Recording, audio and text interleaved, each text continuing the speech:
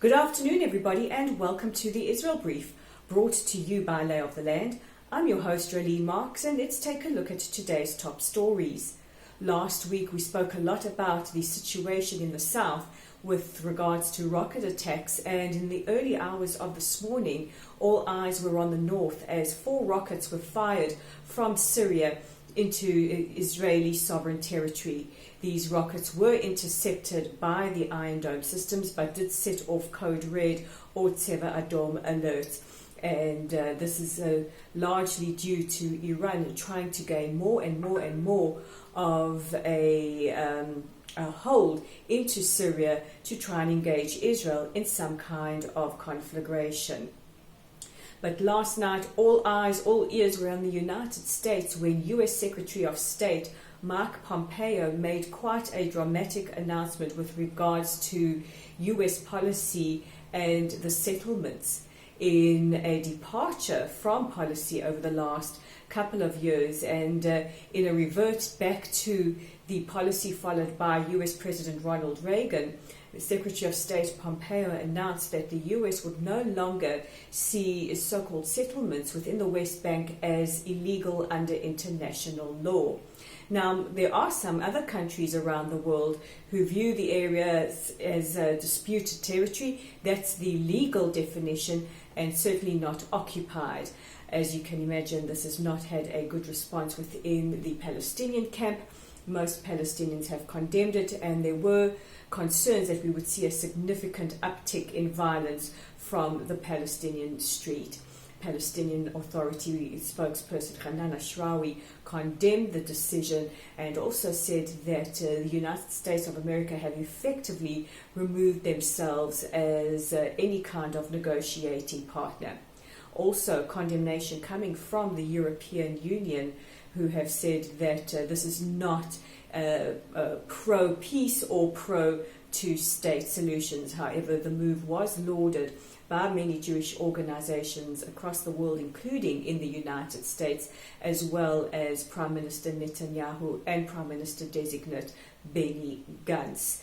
And just as an aside, international law often recognizes the area as disputed because its final status will be pending a final negotiation.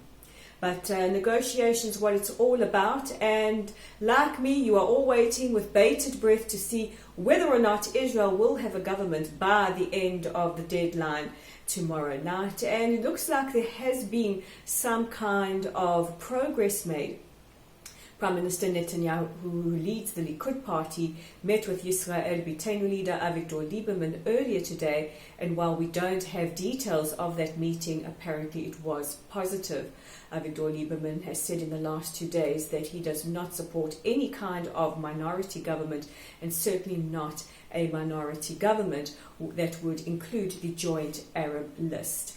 And just moments ago, officials from within the Kahol V'Lavan, or blue and white camp, have said that the blue and white are ready to accept President Rivlin's proposal for what he calls a peripatetic government, which would see a unity government with control of the government or leadership of the government equally divided between the two biggest parties, Likud and Kahol V'Lavan.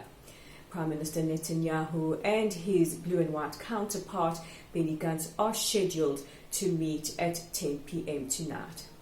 Yesterday we spoke about the University of Toronto and their graduate student union, who said that they would turn down the petition for kosher food to be made available on campus by the university's Hillel, which represents a vast majority of Jewish students. And this led to international outcry of discrimination against Jewish students. Many could not understand the reasoning of the student union, who said that Hillel is pro-Israel. And as you can well imagine, this decision did not go down well with people, not just Jews, around the world. And the student union has issued an apology to Jewish students on campus and to Hillel, saying that they regret the language that was used. So hopefully Jewish students at the University of Toronto will have their kosher food sometime soon. Those are today's top stories. Don't forget you can hear voices from the Arab world that you may not hear in the mainstream media, but you can certainly read them on our website at www.layoftheland.online. And everywhere in the world, from Azerbaijan to Zimbabwe, people are reading Lay of the Land, but they're also starting to join our Facebook community. So make sure that you're a part of it too. Visit us on Facebook at Lottle's site. It looks a little something like this. While you are there, like us, follow us. Don't forget to invite your friends to like us and follow us, and share our content. We love to engage and share our articles with as many people as possible. Also, we are available for viewing and subscribing on YouTube. Look for the Israel Brief, click on the subscribe button. It's as simple as that, and you help us take Israel's side of the story to as many people around the world as possible. So while global domination seems to be the name of the game, or at least for our content, we need you to help us make it possible. And this is the Israel Brief. I'm Rolene Marks. We'll chat again tomorrow.